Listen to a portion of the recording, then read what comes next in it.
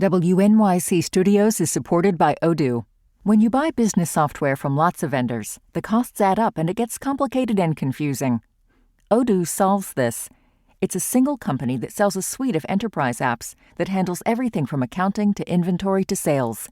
Odoo is all connected on a single platform in a simple and affordable way. You can save money without missing out on the features you need. Check out Odoo at odoo.com. That's odoo.com.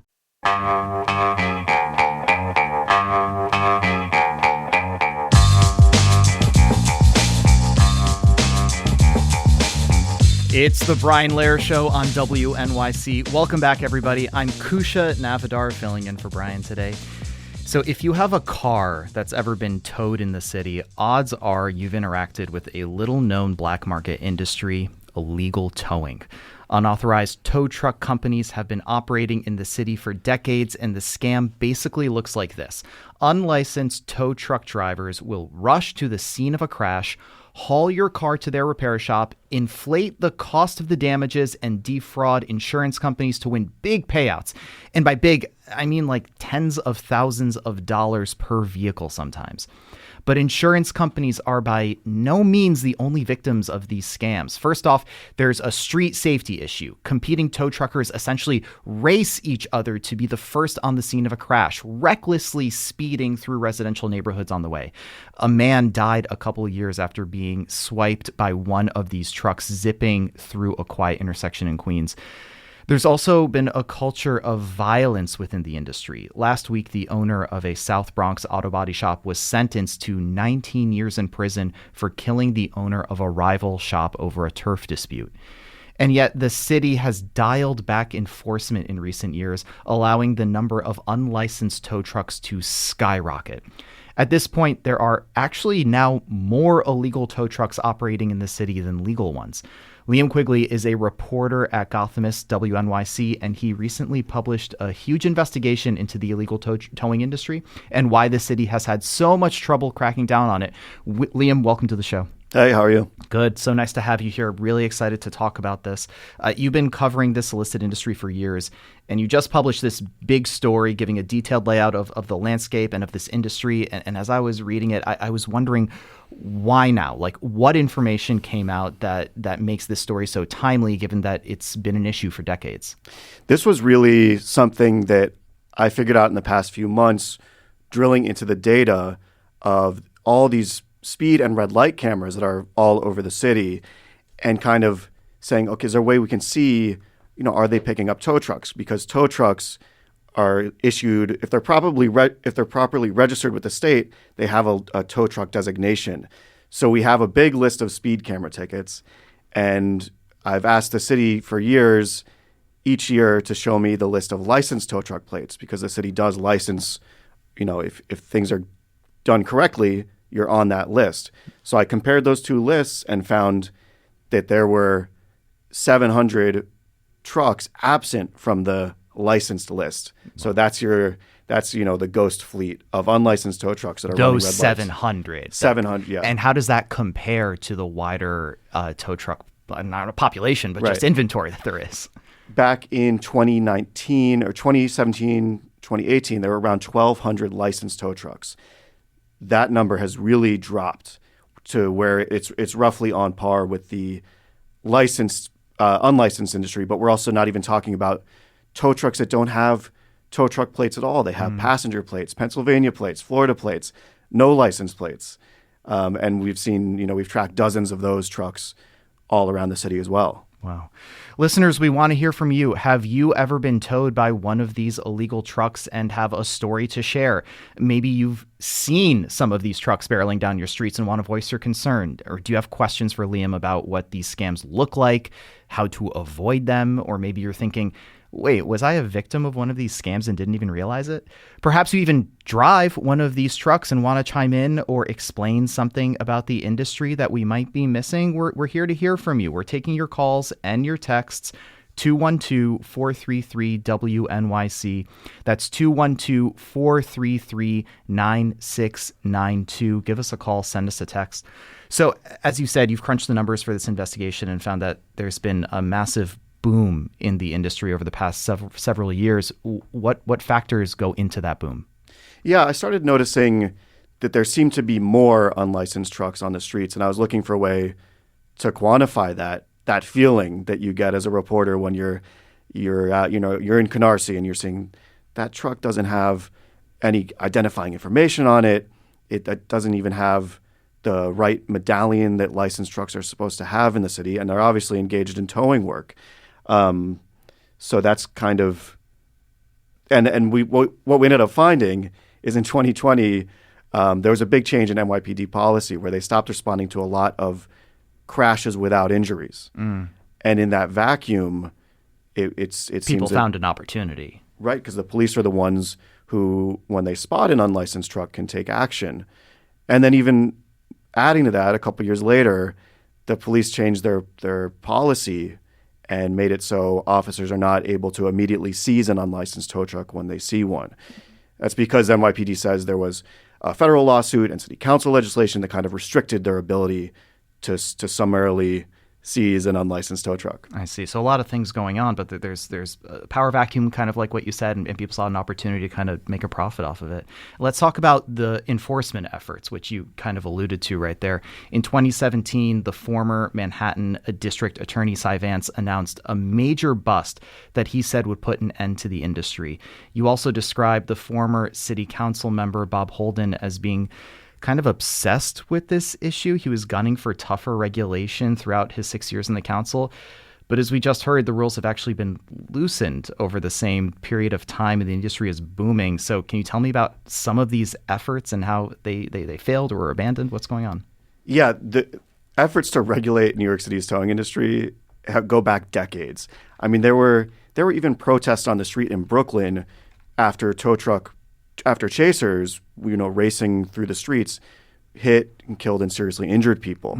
So there were big reforms put into place around 87 to divide the city into zones, start making it so, the police come to the scene of the crash. It's like, no, we decide who tows your car, and you have to be on that list, and you have to be licensed.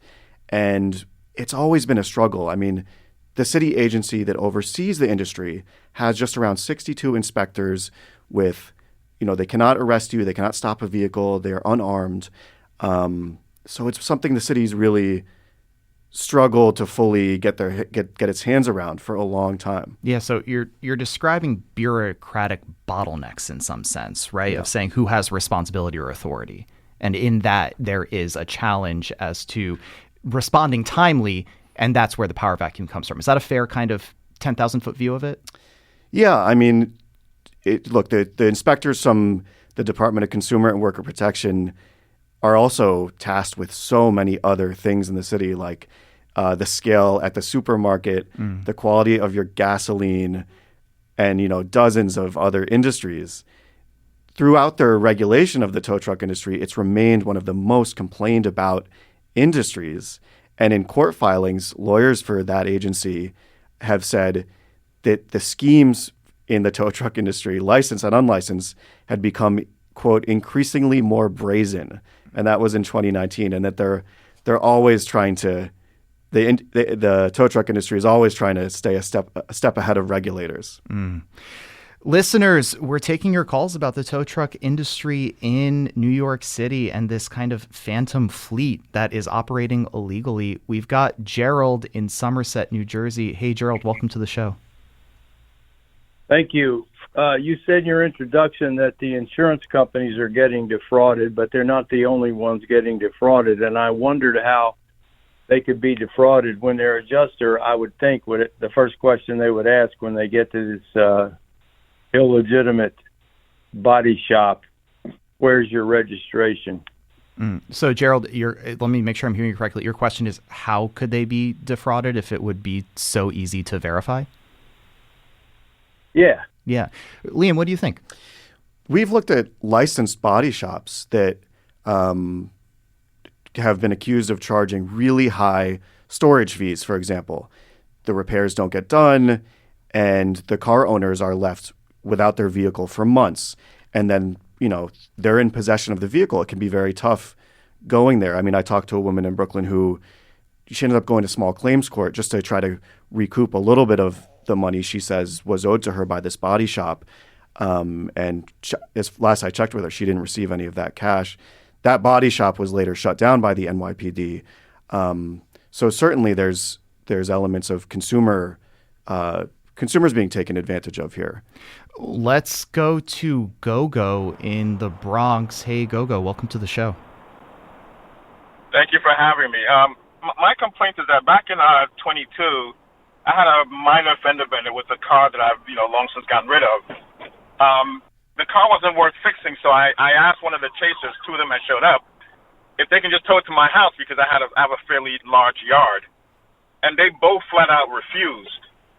They said, it has to go to the shop. It has to go to the shop. There's this damage, that damage, stuff that to the naked eye, you couldn't really see. But I really didn't care because, again, the car was on its last legs anyway. But I just found it odd that I offered cash to tow it to my house, less than a mile away, and they both just refused.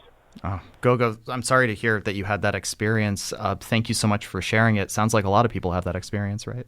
Yeah, it's important to look, if you're dealing with unlicensed tow trucks, you're in another realm entirely. But licensed trucks that show up to the scenes of crashes in New York City are you're supposed to be able to get towed to any location in the 5 boroughs, at your request. You're not obligated to go to a specific body shop. Like that's in the tower's, tow truck bill of rights for consumers. But obviously there's a lot of complaints in this industry about, just like we just heard, that rules are not being followed. Yeah. Speaking of going around rules, I want to touch on one more point to what we were discussing before about why some of these crackdowns haven't worked. And I want to talk specifically about bribery, because you also reported that public officials have actually been threatened or bribed when they try to crack down on illegal towing. Are those the main things that are stopping the city from getting a handle on the problem? Where does corruption play into this? I should clarify that we haven't reported that that public officials have been bribed to look the other way at the industry, around the industry as a whole. But there have been a couple high-profile cases of NYPD officers who were accused of being complicit with tow truck companies / body shops to steer crash victims to their preferred, to their cooperators. Thanks for clarifying that. And that's an ongoing issue that police oversight agencies have kind of tabulated over the years, because it's common enough that it continues to happen. But I did talk to going back to Bob Holden, that official you mentioned earlier in the show. He's kind of been on a mission while he was a city council member. 6-year mission, kind of, right? Yeah, exactly. Yeah. And he told me that he was threatened for taking photos of chased trucks, those illegal tow trucks parked on sidewalks, or confronting tow truck drivers who were at the scenes of crashes that they weren't supposed to be at. And then going back to that agency we were talking about, the Department of Consumer and Worker Protection, officials there told me that one of their attorneys left the job because when they were working on the tow truck industry, they believed they were followed by a tow truck near their home. And these are just folks that are saying it. I mean, I'm guessing it's hard to gauge what the actual impact is, but you have seen evidence. In terms of this corruption or threatening happening. Oh yeah, I mean it's it goes back to that brazenness that DCWP was the Consumer Protection Agency was talking about in court filings, and that was in 2019 when in the licensed industry they said that fraud was so widespread that they moved to revoke a quarter of all licensed companies. It's kind of on both sides here. The licensed and unlicensed industries are both challenging to regulate. Yeah, and I want to put a point on what you're talking about with the Department of Consumer Protection. I find it very telling that you're saying they're in charge of a lot of different things and their hands are full. So there's definitely a capacity issue. At the same time, there does seem to be threats. Like there's a lot in this stew that is making it hard to crack down. And, we got a text that just came in that leads me to another question. The text reads, does the city lose money from illegal towing? Are there fees paid to the city by the legal tow companies? Can you explain that? Well, I can say that certainly when our calculation, this didn't make it into the story that you can read on Gothamist.com, but I actually calculated how much money is owed by the unlicensed industry in parking fines, and it's in the thousands and thousands. I think it's over $100,000. Wow. Which is it's a drop in the bucket for the city. Yeah. But certainly there's a cost of the public safety risk, like the injuries, the fatal hit and runs. I think that alone is a huge cost. And former Mayor Eric Adams was also involved in a sprawling tow truck scandal, right? Yes, he was among his portfolio of those kinds of issues. Mayor Eric Adams was caught up in something involving tow truck companies in Brooklyn, including one who it was alleged was trying to bribe their way to a better contract for serving the city's highways, which can be very lucrative. So there's kind of a tow truck story, in every borough. In every borough, yeah. Let's go to Vicky in Tudor City. Hi, Vicky. Welcome to the show. Oh, good morning. I want to thank this journalist for his efforts. So is there a specific question you could ask a tow truck driver? Are they legal or illegal? I mean, if you can only tell by the license plate, and the average person doesn't know what to look for, what can you ask, and can you wait for a legal one once they disclose they're not legal? Great question, Vicky. Liam, do you have any sense of that? Yeah, much like taxis have medallions, licensed tow trucks have medallions, which should be on the left side of the vehicle. It's about the size of a sheet of paper, blue with white numbers on it. You should definitely look out for that. You should be very careful about anyone who shows up at a crash scene without having been asked to be there.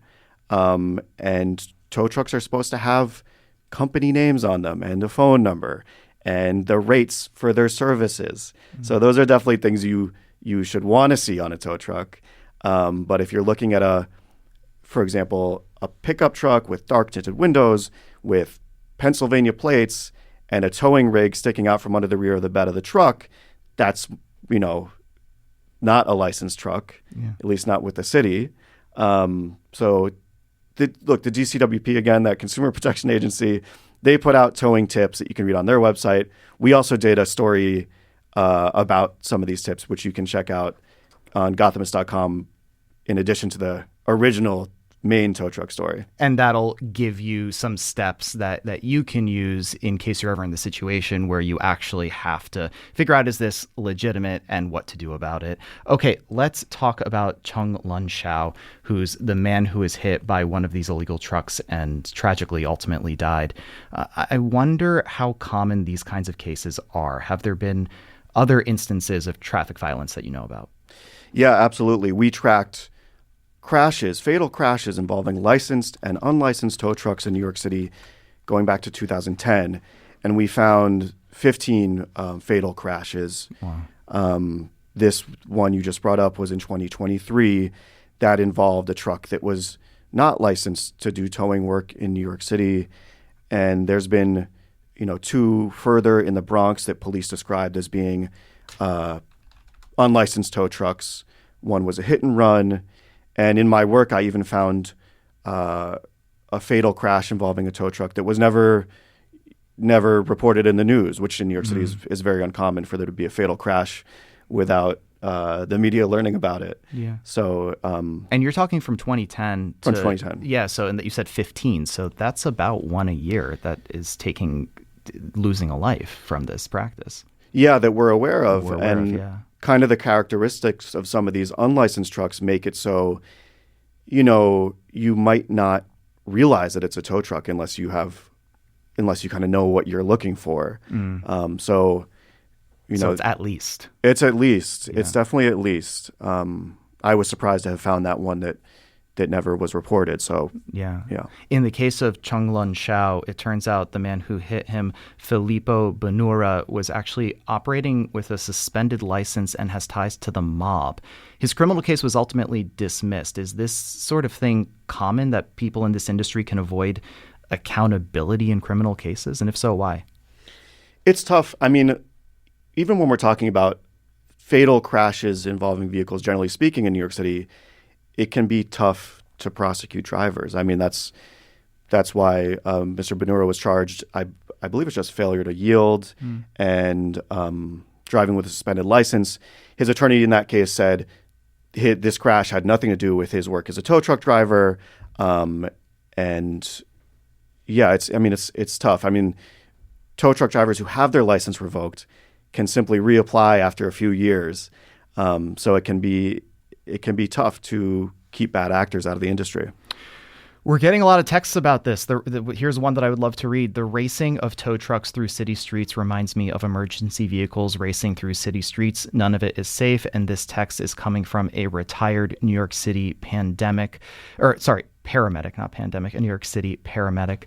Liam, the drive-by shooting that you reported on was tragic. Can you tell me a little bit more about that incident? Maybe elaborate on the criminal component of all this? I don't think it's a stretch to say that the towing industry could be likened in some ways to organized crime rings. That's what it feels like. That was the position of federal prosecutors who, like you're saying, just last week found